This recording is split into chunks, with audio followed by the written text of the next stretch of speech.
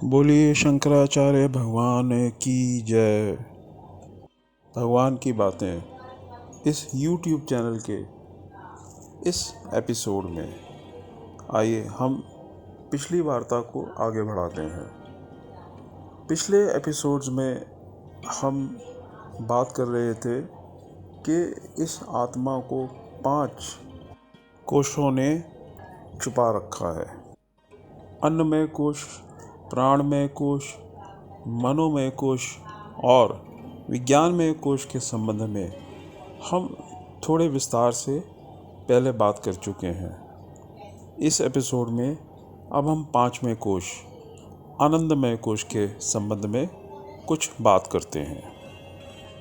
इस जीव को इस संसार में सबसे ज़्यादा प्रिय सुख ही है, यानी सुख से ज़्यादा प्रिय इसको कुछ है ही नहीं।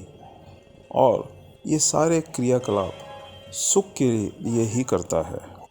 जागृत में सुख की जो 3 वृत्तियां हैं, प्रिय, मोद और प्रमोद, और गहन सुषुप्ति यानी गहरी निद्रा में जो आनंद की अनुभूति है, इन सबको मिलाकर 5वां कोश यानी आनंदमय कोश कहलाता है। प्रिय, मोद और प्रमोद वृत्तियाँ ये तीनों ही विषय आनंद का हिस्सा हैं, और जबकि सुषुप्ति गहन निद्रा वो मुख्यतः मन के अज्ञान में लय होने से अनुभव किए सुख की अनुभूति है। सारा जीवन ये जीव इन 2 तरह के सुखों के लिए कर्म करता है। विषय सुखों के लिए ये दिन रात मेहनत करता है, और जब इन सुखों से थक जाता है तब ये विश्राम पाता है, यानी विश्राम पाने के लिए सोता है और नींद के सुख का अनुभव करना चाहता है। इन विषय सुख और नींद के सुखों ने इस आत्मा के अपने स्वरूप सुख को, जो आनंद स्वरूप है, उसको ढका हुआ है। इन सुखों के चक्कर में पड़कर यह जीव अपने जो वास्तविक स्वरूप है, जो अपना वास्तविक स्वरूप का आनंद है, उसका अनुभव नहीं कर पाता, और उसके होने का भी इसे कोई ज्ञान नहीं होता। उसकी नज़र में ये संसारिक सुख जो 2 तरह का है, एक तो विषय सुख और जो गहन नींद का सुख है, इन 2 तरह का सुख ही इसके लिए मानो जीवन में प्राप्त करने योग्य है। इसके अलावा कोई तीसरा इसे सुख भाता ही नहीं है, इसे उसके बारे में पता ही नहीं है। शास्त्र ये कहता है कि जो विषय सुख है और जो नींद में, गहरी नींद में जो सुख की अनुभूति होती है, आनंद की अनुभूति है, ये सब तरह के सुख आत्मा से ही आते हैं। वस्तुतः इनकी सोर्स, इन सुखों का सोर्स हमारी अपनी आत्मा ही है, जो उस आत्मा को प्रत्यक्ष रूप से जान लेता है, वो आनंद के सागर में डूब जाता है, और वो इन तुच्छ सुखों को, यानी कि विषयों जनित सुखों को और नींद के सुखों की भी इच्छा नहीं करता। उस सुख को इन दोनों तरह के सुखों ने ढका हुआ है। प्रिय, मोद और प्रमोद वृत्ति के संबंध में हमने पिछले एपिसोड्स में कहा था कि किसी विषय की प्राप्ति की संभावना से इसे प्रिय वृत्ति उत्पन्न होती है, और जब वो विषय इसे मिल जाता है तो जो सुख में वृद्धि होती है उसको मोद वृत्ति बोलते हैं। और तीसरा, जब वो उस विषय सुख को भोग लेता है तो उसको प्रमोद वृत्ति बोलते हैं। हम इसको एक दो एग्जाम्पल से समझ सकते हैं।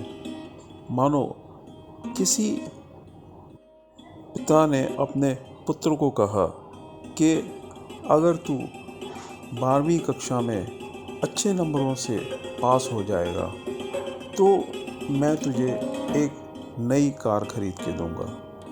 तो उस शब्द को सुनकर, पिता के उस प्रॉमिस को सुनकर पुत्र के मन में एक सुख की अनुभूति होती है। उसको आशा है कि मेरे अच्छे नंबर आएंगे और पिता मेरे को कार ले ही देंगे। तो उसके मन में एक सुख की अनुभूति होती है। और जब एग्ज़ाम में उसके अच्छे नंबर आ जाते हैं और पिता उसको लेकर बाज़ार जाते हैं और कार खरीदने का उपक्रम शुरू कर देते हैं, तो उससे जो सुख की वृद्धि होती है उसको मोद वृत्ति बोलेंगे। और जब वास्तव में वो कार खरीद के बेटे को दे ही देते हैं, जो उस विषय को लेकर एक परम सुख की अनुभूति होती है, उसको प्रमोद वृत्ति बोलेंगे। ये विषय से उत्पन्न 3 वृत्तियाँ इससे ज़्यादा सुख नहीं देती।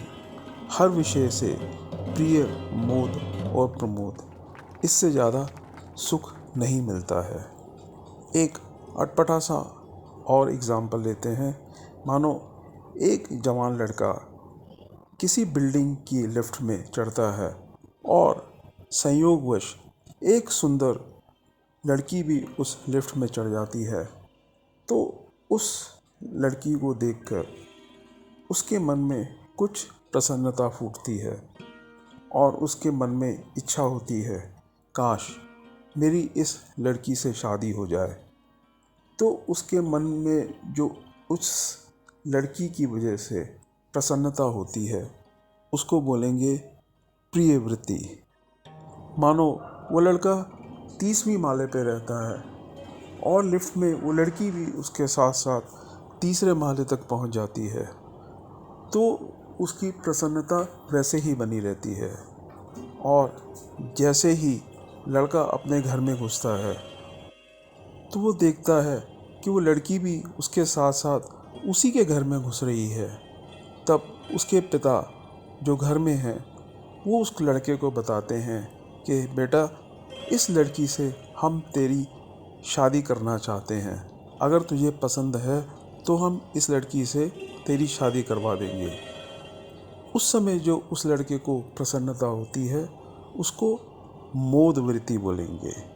और कुछ समय बाद जब उस लड़की से उसकी शादी हो ही जाती है और जब वो शादी होने के बाद लड़की घर में आती है, तो उस समय जो उस लड़के की प्रसन्नता होगी उस लड़की को लेकर चरम सीमा पे होगी। उस सुख की वृत्ति को हम प्रमोद वृत्ति बोलेंगे। ऐसे ही जब ये रात को थक कर सोने के लिए उपक्रम करता है, कमरे में जाता है, अपने पलंग आदि को सुव्यवस्थित करता है, एसी चलाता है, तो उस समय जब इसकी वृत्ति होती है उसको प्रियवती बोल सकते हैं। और जब ये अपने पलंग पर लेट जाता है, इसके शरीर को कुछ आराम आता है और जब ये नींद के नज़दीक होने लगता है तो उसको मोद वृत्ति बोलेंगे। और जब ये वास्तव में सो जाता है और नींद के आनंद में डूब जाता है तो उसको प्रमोद वृत्ति बोल सकते हैं, क्योंकि सोने से संबंधित इस उपक्रम में उससे बड़ा सुख कोई हो नहीं सकता। चाहे वो उस नींद के सुख को, आनंद को सोते समय अनुभव ना करे, परंतु इस आशा से कि वो उस सुख को भोगेगा, अनुभव करेगा, वो ये सारा उपक्रम करता है और जागने पर उस आनंद को याद कर कर प्रसन्न होता है कि मैं बहुत सुख से सोया, बहुत आनंद से सोया।